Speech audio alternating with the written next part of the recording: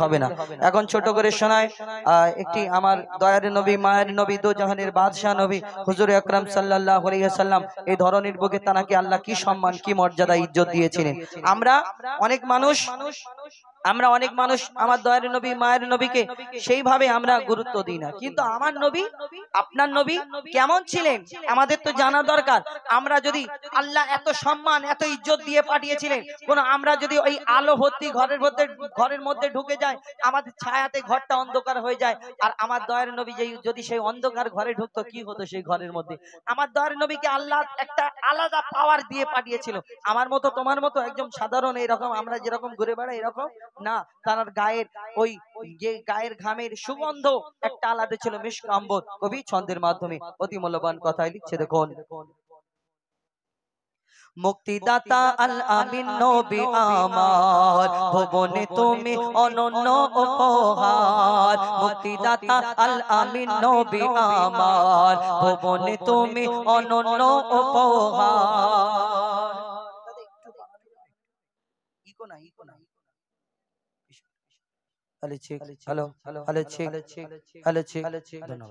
মুক্তিদাতা আল আমিন নবী আমার, ভুবনে তুমি অনন্য উপহার। মুক্তিদাতা আল আমিন নবী আমার, ভুবনে তুমি অনন্য উপহার। খোদার পরে দেশান মহত বুদ্ধিমান, খোদার পরে দেশান মহত বুদ্ধিমান, নূরে নূরান্বিত রূপের বাহার। মুক্তিদাতা আল আমিন নবী আমার, ভুবনে তুমি অনন্য উপহার। মুক্তিদাতা আল আমিন নবী আমার, ভুবনে তুমি অনন্য উপহার।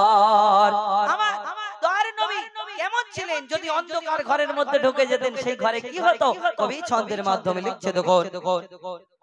আধার ঘরেতে তোমার আভাতে, আধার ঘরেতে তোমার আভাতে সুচ খুঁজে পাওয়া যেত। তোমার বিনয়ী শালীন ব্যবহার সবাইকে মুগ্ধ করিত। আধার ঘরেতে তোমার আভাতে সুচ খুঁজে পাওয়া যেত। তোমার বিনয়ী শালীন ব্যবহার সবাইকে মুগ্ধ করিত। মিষ্টি মধুময় মুখের ভাষা তোমার, মিষ্টি মধুময় মুখের ভাষা তোমার, অনুপম তুমি সেরা রূপকার। মুক্তিদাতা আল আমিন নবী আমার, ভুবনে তুমি অনন্য উপহার। মুক্তিদাতা আল আমিন নবী আমার, ভুবনে তুমি অনন্য উপহার। আমার নবী আরো কেমন ছিলেন? একটা কোন ডাক্তারকে বলুন, বড় বিজ্ঞানীকে, ইঞ্জিনিয়ারকে বলুন, কারো চোখ যদি খুলে পড়ে যায় এই চোখটা লাগিয়ে দিক, আবার দেখা পাবে এই চোখেতে এরকম হবে না। আমার দয়ার নবী মায়ের নবী যুদ্ধের ময়দানে সাহাবার একজনের চোখ খুলে পড়ে গেল, ওই শত্রুদের তীরের আঘাতে চোখটা ছিটকে পড়ে গেল। সেই তো চোখ তুলে যখন আবার দিয়ে দিলেন, লাগিয়ে দিলেন, আর রাসূলের দোয়াতে সেই চোখে কি আবার দেখতে পাবে? কি হবে কি হয়? কবি ছন্দের মাধ্যমে লিখছে, দেখো।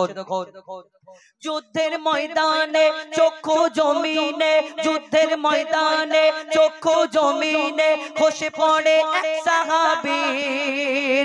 রাসূলের কথায় চক্ষু ফিরে পায়, রাসূলের কথায় চক্ষু ফিরে পায়, ছিল এমনই এক নজির। যুদ্ধের ময়দানে চক্ষু জমিনে খসে পড়ে এক সাহাবীর। রাসূলের কথায় চক্ষু ফিরে পায়, ছিল এমনই এক নজির। আগেরই তুলনায় যে চোখ ফিরে পায়, আগেরই তুলনায় যে চোখ ফিরে পায়, বেড়ে গেল তাতে দ্বিগুণ পাওয়ার। মুক্তিদাতা আল আমিন নবী আমার, ভুবনে তুমি অনন্য উপহার। মুক্তিদাতা আল আমিন নবী আমার, ভুবনে তুমি অনন্য উপহার। শেষ কথা কবি ছন্দের মাধ্যমে লিখছে, দেখুন। ভালোবাসি আর ভালোবাসিব মনে প্রাণে নির্ভাবনায়। তোমায় যদি পাই আর কিছু না চাই, তোমায় যদি পাই আর কিছু না চাই, রবে না আখিরাতের ভয়।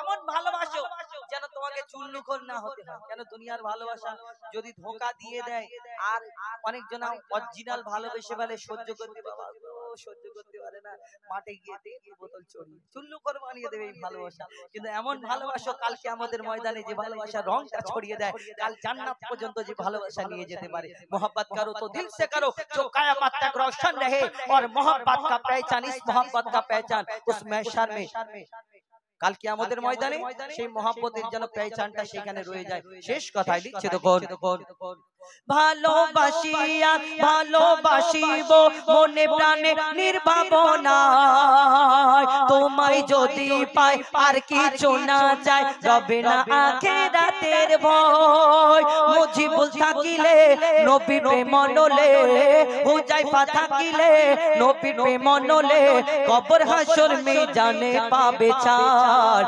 মুক্তিদাতা আল আমিন নবী আমার, ভুবনে তুমি অনন্য উপহার। মুক্তিদাতা আল আমিন নবী আমার, ভুবনে তুমি অনন্য উপহার। খোদার পরে দিশান মহত বুদ্ধিমান, খোদার পরে দিশান মহত বুদ্ধিমান, নূরে নূরান্বিত রূপের বাহার। মুক্তিদাতা আল আমিন নবী আমার, ভুবনে তুমি অনন্য উপহার।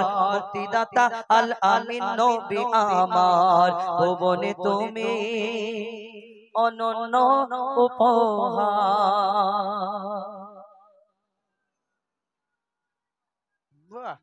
এবারে আওয়াজটা একটু কম হচ্ছে তোমাদের। শোনো, এই বাচ্চাদের আওয়াজটা একটু কম আসছে, দূরে আছে নাকি? মানে দূর, একটু দূর হয়ে মনে আছে। হ্যাঁ, একটু জোরে জোরে বলতে হবে, কেউ অর্ধেক শুনতে না পেলে হয়। একটু জোরে বলো, নারে তাকবীর। হ্যাঁ, ঠিক আছে। এখন হাবিল কাবিলটা গাই, অনেক গজলের ফরমাইশ। তারপরে ইনশাআল্লাহ আবারও কিছু নতুন গজল ঘটনা যেগুলো বললাম শোনাবো, চেষ্টা করবো ইনশাআল্লাহ। এখন হাবিল কাবিল প্রশ্ন করে, এই গজলটা এর আগে হয়তো গেয়েছিলাম এই আগের বছরে। তো এই গজলটা তিনটে পার্ট। এক নম্বরে ছিল আদমের কদম ধরে হাওয়া মা